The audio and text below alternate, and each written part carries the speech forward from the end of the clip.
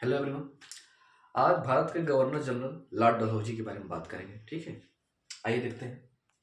देखिए, लॉर्ड डलहौजी का शासनकाल 1848 से 1856 के बीच में। ठीक है, इसके समय में बहुत से इंपॉर्टेंट काम हुए। आइए एक नजर देखते हैं। देखिए, इसी समय में 1854 में वुड डिस्पैच या शिक्षा से संबंधित था को लागू किया गया। ठीक है, चार्ल्स वुड का डिस्पैच सिद्धांत, आप शिक्षा से संबंधित पढ़ते हैं तो यह लागू हुआ। 1853 में बंबई से थाने प्रथम रेलवे लाइन और 1854 में कलकत्ता से रानीगंज के बीच में द्वितीय रेलवे लाइन का प्रारंभ हुआ। यह बहुत ही इंपॉर्टेंट बात है। डलहौजी के समय में सबसे इंपॉर्टेंट बात यही आती है कि डाक, तार और रेलवे, ये तीन चीज की गई। ठीक है, 1854 में पोस्ट ऑफिस एक्ट पारित हुआ, ये भी इंपॉर्टेंट है। और पहली बार डाक टिकट का प्रचलन हुआ। ठीक है, ये इंपॉर्टेंट रहता है। इसी के समय में द्वितीय आंग्ल सिख युद्ध हुआ। ठीक है, ये बात याद रखिएगा। द्वितीय आंग्ल सिख युद्ध लॉर्ड डलहौजी के शासनकाल में हुआ और 1849 में पंजाब का विलय हो गया। इसके समय में सबसे ज्यादा विलय हुए हैं, ये बात याद रखिएगा। इसने बहुत ही राज्यों का विलय किया है।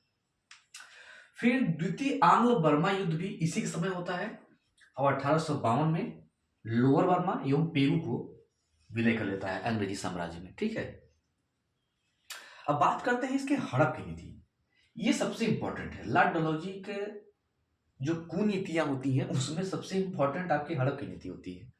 इसमें हुआ क्या था, देखिए, इसने तीन श्रेणी में राज्यों को बांटा, देसी रजवाड़ों को। ठीक है, एक रजवाड़े ऐसे थे जिससे अंग्रेजों को कुछ लेना देना नहीं था। ठीक है, वो स्वतंत्र थे, तो वो गोद ले सकते थे। ठीक है, अगर उनका कोई संतान नहीं है तो। जो दूसरे नंबर के आते थे, जो कभी पेशवाओं के अधीन या मुगलों के अधीन रहे हों, तो उनको गोद लेने से पहले ब्रिटिश से आज्ञा लेनी पड़ेगी, ब्रिटिश से पूछना पड़ेगा।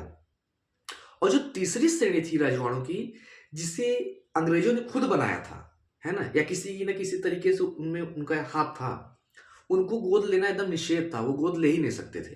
तो उसकी तीन कैटेगरियां थी। उसी के आधार पर इन प्रमुख राज्यों का विलय किया गया। और एक बात याद रखिएगा, ये क्रम वाइज आपको याद रखना पड़ेगा, इसमें सन इंपॉर्टेंट होता है। ठीक है, क्योंकि एग्जाम में सीधे सीधे सन से पूछ देता है कि मिलान करें, कौन पहले विलय हुआ, किसका विलय बाद में हुआ। ठीक है, तो देखिए 1848 में सत्तारा का विलय हुआ। ठीक है, 1849 में जैतपुर और संभलपुर का विलय किया इसने, लॉर्ड डलहौजी ने।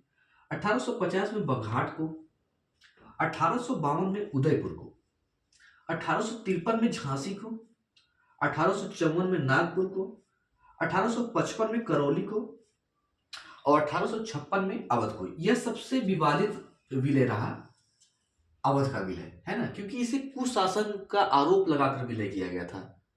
और ये जो कुशासन का आरोप इस पर लगा था वो इंपॉर्टेंट रखिएगा, यह आउटरम रिपोर्ट के आधार पर लगाया गया था। आपको याद रखना होगा आउटरम।